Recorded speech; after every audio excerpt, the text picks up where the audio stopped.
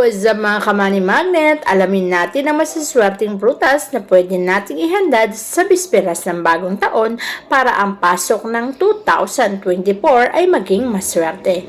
Una na dyan ay ang lemon. Alam mo bang ang lemon ay malakas magtanggal ng negatibong enerhiya at kapag meron ito sa tahanan mo sa pagsalubong ng bagong taon, lahat ng mga pait, pasakit at mga paghihirap na naranasan mo noong 2023, sisipsipin, sisimutin at aalisin niya ng lemon. Kaya naman ang biluganding hugis nito ay katumbas ng kaperahan. Maglagay ka lamang nito ng 1 piraso sa pintuan upang masipsip nito ang mga negatibong enerhiya na meron sa iyong tahanan at sa mga pangyayari o kaganapan na nangyari sa iyo noong nakaraang taon ay hindi na magaganap sa iyong buhay sa pagsapit ng 2024. Para ang 2024 mo ay maging siglig at nag-uumapaw ang swerte na darating sa iyong buhay. Ikaw ay siglig na siswertihin, ang blessing ay patuloy na dadaloy sa iyong tahanan dahil wala ng mga negatibong enerhiya. Isa pang maswerte na sinasabing fortune ang maibibigay at ipapasok sa ating tahanan ay ang mga pakwan. Ang kulay berde nitong kulay ay pera at ang pagbukas mo nito na merong mga maliliit na buto ay katumbas din ng kaperahan. Kaya naman fortune po ang naibibigay nito sa iyong buhay. Kapag may bilugan kang pakwan sa pagsalubong ng bagong taon, sa pagsapit ng 2024 ay hindi mo madadanasan na maghirap o kulangin sa kaperahan. Kahit ano pang sumapit na problema ay nasusolusyonan at maraming pagkakataon na may mga darating sa iyong pera na talaga namang di mo man inaasahan pero ito'y darating sa iyo na magpapagaang ng takbo ng buhay mo. Ang mga pakwan ay mainam na nasa loob ng tahanan hanggang ikaw ay sumapit ang 2024. Ang mga mangga naman ay isa rin sa nagbibigay ng tamis ng pagsasama. Matamis at nagbibigay din to ng happiness sa buong pamilya.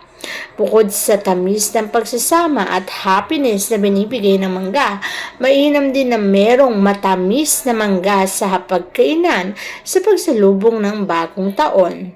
Para naman ang matamis na mangga na yan ay magbibigay din ng matamis na pagsasama sa buong pamilya.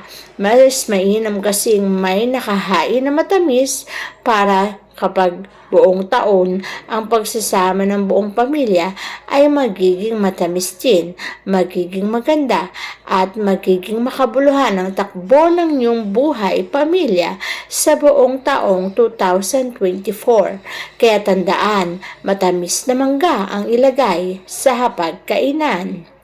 Hindi rin mawawala ang mga rambutan. Ang mga rambutan na yan ay sinasabing nagbibigay ng luck, fortune, and prosperity sa loob ng tahanan. Ang mga bilugang hugis nito ay katumbas din ng kaperahan. Ang mga puting laman nito sa loob at ang matamis na katas nito ay nagbibigay din ng matamis na pagsasama. All around ang binibigay na swerte ng rambutan sa loob ng tahanan. Kaya naman kapag meron ka nito ay mas mainam na isang bowl ay punong-puno ng rambutan sa pagsalubong ng bagong taon para ang kaswertihan ay maging punong-puno rin ang ibibigay sa iyong buhay at magiging masagana ang takbo ng pamumuhay sa buong taong 2024. At syempre hindi mawawala sa listahan ang ubas. Ang ubas ay kumpul-kumpul na bilugan na kulay pula. Ang pula ay malakas na enerhiyang ipinapasok sa tahanan. Ang kumpul na mga prutas nito ay katumbas ng kumpul na pera. Kaya naman kapag may ubas din sa hapagkainan sa pagsalubong ng bagong taon, ang kumpul ng blessing at kaperahan ay mapapa sa iyong buhay. Ikaw ay siswertihin at magkakaroon ng magandang buhay kapag madalas na mayroong prutas na katulad ng ubas sa hapagkainan. Huwag magpapasiid, huwag magpapaubos, dapat po mayroong prutas sa hapagkainan para maging maganda rin ang takbo ng pamumuhay ng mga taong nakatira sa tahanan mo. Magiging masigla ang pasok ng blessing, magiging masigla ang pasok ng kaperahan. Siyempre, hindi mawawala ang mga melon. Ang mga melon ay nagbibigay ng tight na pagsasama sa buong pamilya. Intact ang magiging pagsasama ng buong pamilya kapag merong melon sa pagkainan. Ang bilugan nitong hugis ay pera at ang kulay nito ay katumbas ng gold. Nang ibig sabihin, ang swerte ay mapapasa iyong buhay. Good fortune, opportunity, career success ang madalas na ibinibigay ng mga prutas na katulad ng melon. Kaya naman huwag kang magpapawala ng melon upang ang 2024 mo ay maging maganda ang pasok sa iyo. Magiging maswerte ka at magkakaroon ka ng isang buhay na sagana at hindi nauubusan. Kaya huwag kang magpapawala ng melon sa iyong tahanan. Siyempre, hindi mawawala ang bilugang mga oranges. Alam mo bang ang mga oranges na yan ay kulay ginto na katumbas ng pera?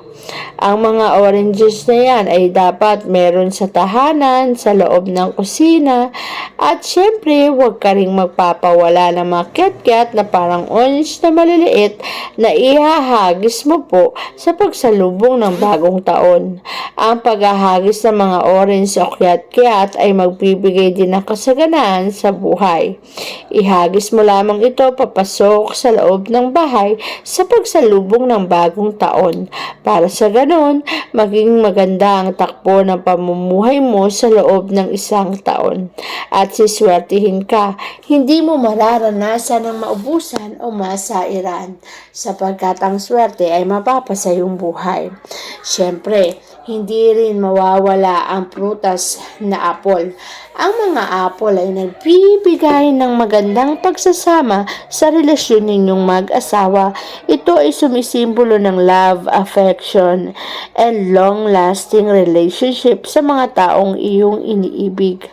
Kaya naman, kung gusto mong manatili ang pagmamahalan sa loob ng tahanan, huwag na huwag kang magpapawala ng mga apple sa hapagkainan. Para sa ganon, ang pagsasama nyo ay magtagal. At syempre, lalo pa kayong magmahalan. Ang mga apple kasi ay sobrang swerteng talaga. Kapag ito ay nasa iyong buhay at nasa iyong tahanan, ikaw ay siswertihin talaga.